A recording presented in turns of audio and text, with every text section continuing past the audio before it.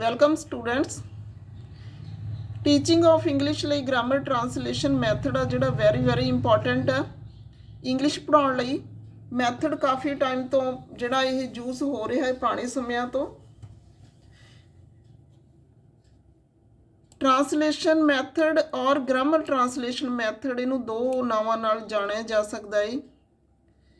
ਇਹ ਪਹਿਲਾਂ ਵੀ ਇੰਪੋਰਟੈਂਟ ਸੀ, ਹੁਣ ਵੀ ਇੰਪੋਰਟੈਂਟ ਆ ਤੇ ਭਵਿੱਖ 'ਚ ਵੀ ਇਹ ਮੈਥਡ ਆ ਜਿਹੜਾ ਉਹ ਇੰਪੋਰਟੈਂਟ ਰਹੂਗਾ ਜਾਂ one of the popular methods of teaching English in Indian schools ਲਈ ਇਹ ਮੈਥਡ ਆ ਜਿਹੜਾ very important. In the spite of number of improvements in the way of teaching English as foreign language, the teachers do not seem to have given up the method of translation. ਛੱਡ ਨਹੀਂ ਸਕਦੇ ਅਸੀਂ ਇਸ method ਨੂੰ, ਸਾਨੂੰ ਨਾਲ ਹੀ ਰੱਖਣਾ ਪੈਂਦਾ ਟੀਚਿੰਗ ਜਿਹੜੀ ਆ ਫੋਰਨ ਲੈਂਗੁਏਜ ਦੀ ਕਰਦੇ ਸਮੇਂ।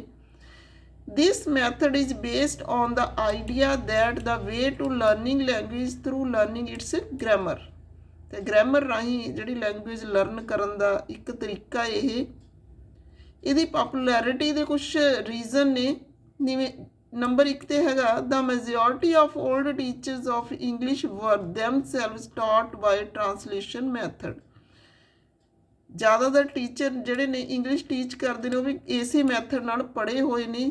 ਮੈਂ ਆਪਣੀ ਐਗਜ਼ਾਮਪਲ ਦਿੰਦੀ ਹਾਂ।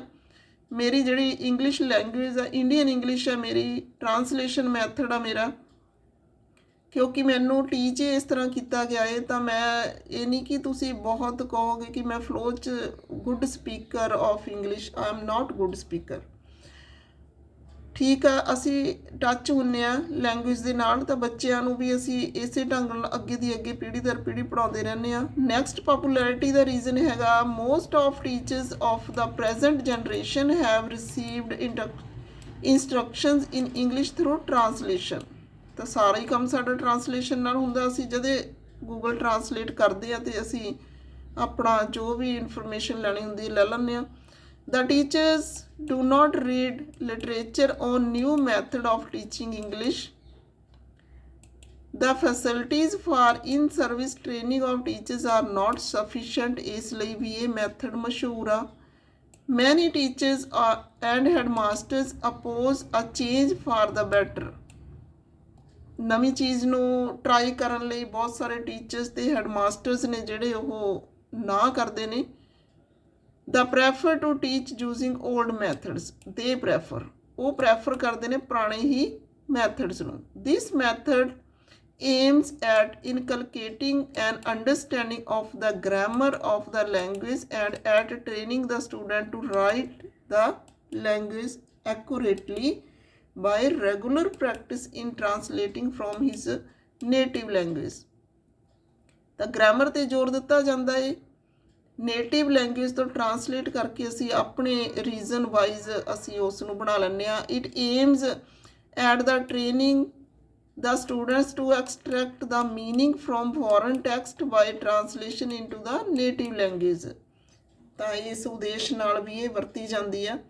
The students are required to translate the text of the foreign language into the native language. ਜ਼ਰੂਰਤ ਹੁੰਦੀ ਹੈ ਇਸ ਮੈਥਡ ਦੇ ਵਿੱਚ ਟਰਾਂਸਲੇਟ ਕਰਨ ਦੀ। For this they are expected to know the rules for the correct association of sounds with the graphic symbols in English writing system. The foreign language is not used in the class to the adequate extent except when stereotyped questions may be asked regarding the text. The method presupposes that translation will enable students to master syntax, phrases, idioms of the second language.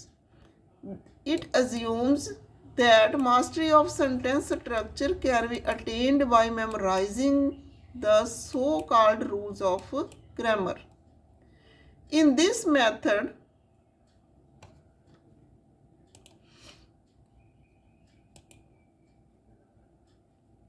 the teacher totally depends on the text.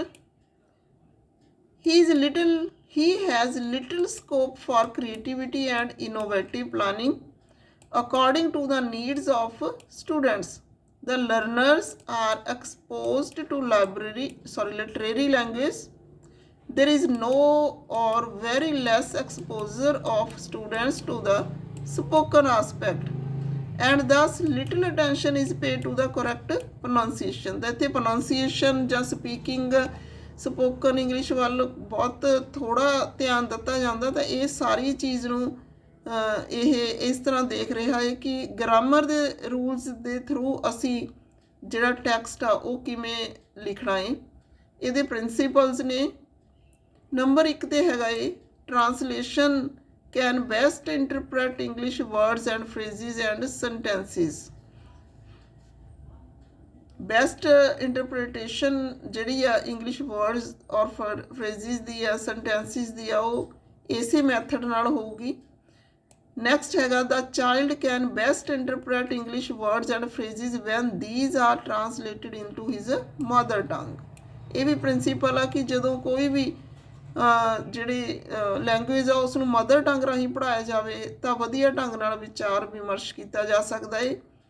Next has the structure of English is quite difficult, ਕਿਉਂਕਿ ਇਹ ਕਹਿੰਦੇ ਆ ਕਿ ਅਸੀਂ English ਦਾ structure ਥੋੜ੍ਹਾ ਜਿਹਾ difficult ਆ। By comparing and contrasting the English structure with that the mother tongue the child can best understand the farmer.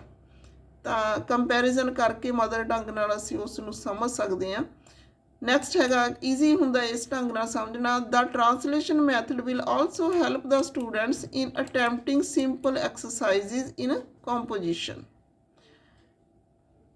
Next ਹੈ the important maxim of learning is followed where by students proceed from known to unknown, ਕਿਉਂਕਿ mother tongue ਉਹਨਾਂ ਦੀ non ਹੁੰਦੀ ਆ, foreign language unknown ਹੁੰਦੀ ਹੈ, ਇਸ ਲਈ non ਤੋਂ ਅਨਨੋਨ ਵੱਲ ਜਾਣ ਲਈ ਅਸੀਂ ਇਸ ਮੈਥਡ ਦੀ ਸਹਾਇਤਾ ਲੈਂਦੇ ਹਾਂ।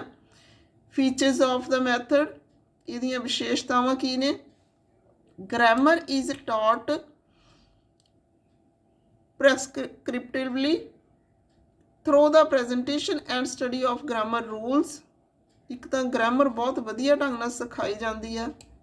Practice is given by means of translation exercises from mother tongue into English and vice versa. ਹੁਣ ਅਸੀਂ ਦੇਖਦੇ ਹਾਂ ਕਿ ਸਾਡੇ ਸਰਕਾਰੀ ਸਕੂਲਾਂ ਦੇ ਵਿੱਚ ਇੰਗਲਿਸ਼ ਟੀਚਿੰਗ ਹੈ ਜਿਹੜੀ ਉਹਦੇ ਵਿੱਚ ਜਿਹੜੀ ਟ੍ਰਾਂਸਲੇਸ਼ਨ ਆ ਉਹ ਵੀ ਆਉਂਦੀ ਆ 5 7 4 ਨੰਬਰ ਦੀ ਜੋ ਵੀ ਹੁੰਦੀ ਆ, ਇੰਗਲਿਸ਼ ਟੂ ਪੰਜਾਬੀ ਔਰ ਹਿੰਦੀ, ਪੰਜਾਬੀ ਔਰ Hindi to English. Translation of the sentences is distinctive feature of this method. Sentences ਦੀ ਟ੍ਰਾਂਸਲੇਸ਼ਨ ਕਰਨੀ ਇਸ ਦੀ ਵਿਸ਼ੇਸ਼ਤਾ ਹੈ। Accuracy is desired through attainment of high standards in translation. High standard ਦੀ ਟ੍ਰਾਂਸਲੇਸ਼ਨ ਜਿਹੜੀ ਆ ਉਹ ਐਕੂਰੇਸੀ ਲੈ ਕੇ ਆਉਂਦੀ ਆ। Vocabulary is taught through bilingual word list. ਜਿਹੜੀ ਵੋਕੈਬਲਰੀ ਆ, ਸ਼ਬਦ ਜੋੜ ਆ ਜਿਹੜਾ ਉਹ ਦੋ ਭਾਸ਼ਾਵਾਂ ਵਾਲੇ ਜਿਹੜਾ ਤਰੀਕਾ ਉਹਦੇ ਨਾਲ ਜਾਣਿਆ ਜਾ ਸਕਦਾ ਹੈ।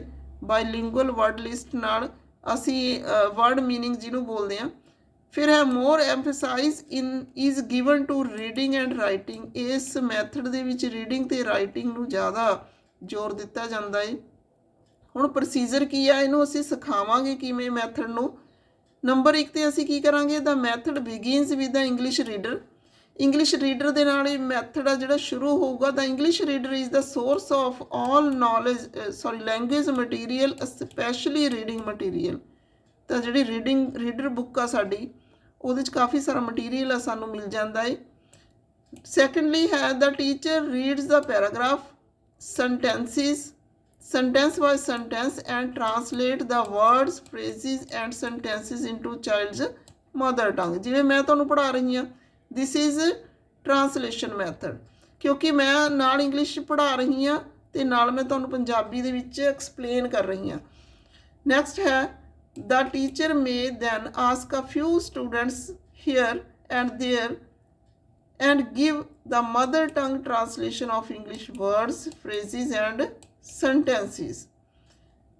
Next है the meanings of few important English words in the mother tongue are written on the blackboard. The students copy these words in their exercise book. Next point ਹੈ ਪ੍ਰੋਸੀਜਰ ਦੇ ਵਿੱਚ the teacher then assigns the homework The students are asked to learn the meanings of the few selected words. They are also asked to translate a few sentences into their mother tongue. By the above process, the pupils are expected to grasp English words, phrases and sentences, English grammar, English structure and pattern.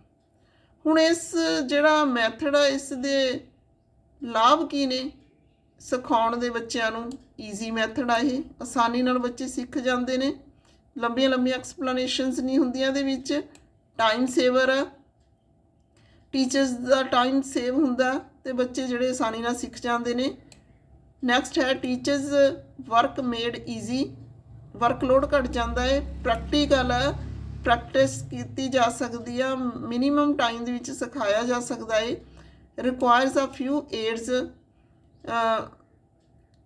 Teaching AIDS ਦੀ ਵਰਤੋਂ ਜਿਹੜੀ ਉਹ ਘੱਟ ਹੁੰਦੀ ਆ ਘੱਟ ਜ਼ਰੂਰਤ ਪੈਂਦੀ ਆ English grammar made easy English ਦੀ ਗ੍ਰਾਮਰ ਆਸਾਨੀ ਨਾਲ ਸਿੱਖੀ ਜਾ ਸਕਦੀ ਆ ਟਰਾਂਸਲੇਸ਼ਨ ਮੈਥਡ ਨਾਲ ਮੈਮੋਰਾਈਜੇਸ਼ਨ ਆਸਾਨੀ ਨਾਲ ਯਾਦ ਕੀਤਾ ਜਾ ਸਕਦਾ ਅਪਲਾਈ ਕੀਤਾ ਜਾ ਸਕਦਾ ਇਹ method easy to test language grasp ਕਿੰਨੀ ਸਿੱਖੀ ਹੈ ਲੈਂਗੁਏਜ ਇਹ ਟੈਸਟ ਕਰਨ ਲਈ ਵੀ ਸਾਨੂੰ ਇਹ ਮੈਥਡ ਆ ਜਿਹੜਾ ਆਸਾਨੀ ਨਾਲ ਸਮਝ ਆ ਜਾਂਦਾ ਹੈ easy to explain abstract words ਸਾਰ ਸ਼ਬਦਾਂ ਨੂੰ ਯਾਦ ਕਰਨ ਲਈ ਸਾਰ ਨੂੰ ਯਾਦ ਕਰਨ ਲਈ ਵੀ ਇਹ ਮੈਥਡ ਆ ਜਿਹੜਾ ਯੂਜ਼ ਹੁੰਦਾ ਹੈ ਨੈਚੁਰਲ ਵੇ ਆ ਇਹ ਢੰਗ ਨੋਨ ਟੂ ਅਨਨੋਨ ਵੱਲ ਜਾਂਦਾ ਹੈ knowledge to mother tongue to the that of English mother tongue ਤੋਂ ਇੰਗਲਿਸ਼ ਦੀ ਲੈਂਗੁਏਜ ਜਿਹੜੀ ਹੈ ਲੈਂਗੁਏਜ ਵੱਲ ਨੂੰ ਜਾਂਦਾ ਹੈ ਨੋਨ ਟੂ ਅਨਨੋਨ ਵੱਲ ਨੂੰ ਜਾਂਦਾ ਹੈ ਰੈਪਿਡ ਐਕਸਪੈਂਸ਼ਨ ਆਫ ਵੋਕੈਬਲਰੀ ਬਹੁਤ ਤੇਜ਼ੀ ਨਾਲ ਵੋਕੈਬਲਰੀ ਹੈ ਜਿਹੜੀ ਉਹ ਵੱਧਦੀ ਹੈ ਇਹਦੇ ਵਿੱਚ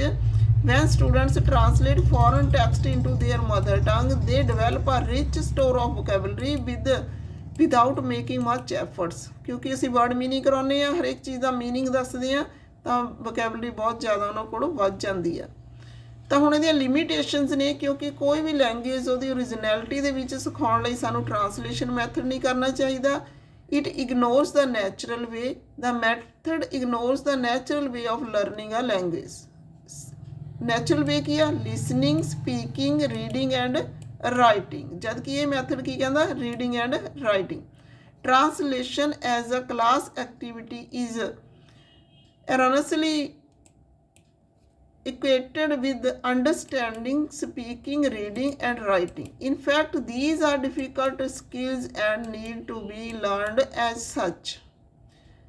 Passive mastery. It aims at passive mastery of the language. These students cannot read extra material in English with the grasp. Loss of free expression. English is learned through the medium of mother tongue.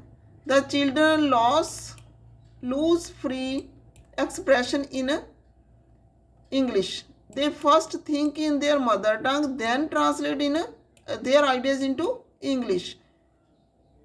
Word for word translation. Word for word translation ਨੂੰ encourage ਕਰਦਾ ਇਹ method. The students learn to keep the translation and kill the sense. The people may say the rain is falling. For it is raining.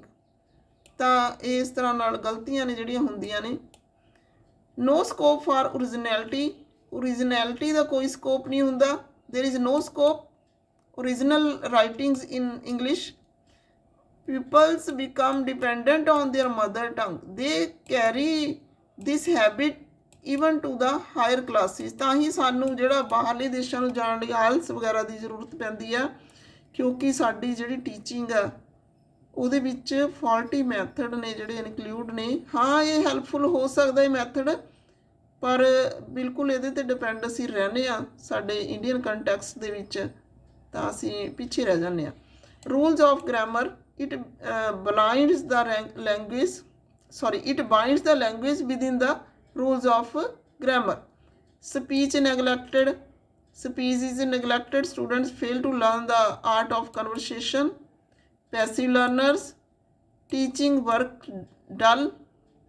It makes the whole teaching work dull and dry. It gives no place to any activity to the part of on the part of teacher or the pupil. Teachers do not show any imagination and creativity on their part. English prepositions can't be translated into mother tongue. This create confusion. Not for average student. ये average student ਲਈ नहीं हैगा. This method can prove well with intellectual student who try to understand the logic of grammar, learn rules and expectations, and become adept in translating with ease. But the less intellectual group muddles through, makes many mistakes over again, thus building of habits of inaccuracy. The language thus becomes tedious for them. Inaccurate pronunciation. Little stress is laid on accurate pronunciation and intonation. Ignore communication skills. Monotonous. Students have to learn vocabulary items, rules of grammar, translate, and then do endless written exercises without having a feeling of progress in language mastery. Suggestion ਕੀ ਦੇਵਾਂਗੇ ਅਸੀਂ? Number 1 ਤੇ ਤਾਂ ਹੈਗਾ use translation as an aid. As an aid ਹੀ ਇਸ ਨੂੰ teaching ਦੇ ਵਿੱਚ ਵਰਤਿਆ ਜਾਣਾ ਚਾਹੀਦਾ ਹੈ ਤਾਂ ਜੋ ਸਾਡੀਆਂ ਗਲਤੀਆਂ ਨੇ ਜਿਹੜੀਆਂ ਬੱਚੇ ਨਾ ਸਿੱਖ ਸਕਣ. Teach children to translate by catching the sense. They should avoid literal translation. Use translation to show the differences between the mother tongue and the English uses. Next है use translation to test students' grasp of English. Fifth है don't bind the language within rules. Find time to give the pupils opportunities in speaking and free expressions. ਤਾਂ ਇਹ ਸੀਗਾ ਸਾਡੇ ਕੋਲ grammar translation method ਜਿਹਦੇ ਕੁਝ limitations ਨੇ, ਕੁਝ ਫੀਚਰਸ ਨੇ ਤੇ ਕੁਝ ਲਾਸਟ ਤੇ ਸੁਜੈਸ਼ਨਸ ਨੇ. ਇਸ ਵੀਡੀਓ ਦੇ ਵਿੱਚ ਇੰਨਾ ਹੀ. As an English teacher we should improve ourselves and then we should improve our students. ਤਾਂ ਅੱਜ ਦੀ ਵੀਡੀਓ ਦੇ ਵਿੱਚ ਇੰਨਾ ਹੀ. ਫਿਰ ਮਿਲਦੇ ਹਾਂ ਨੈਕਸਟ ਟੌਪਿਕ ਦੇ ਨਾਲ. Okay, thanks.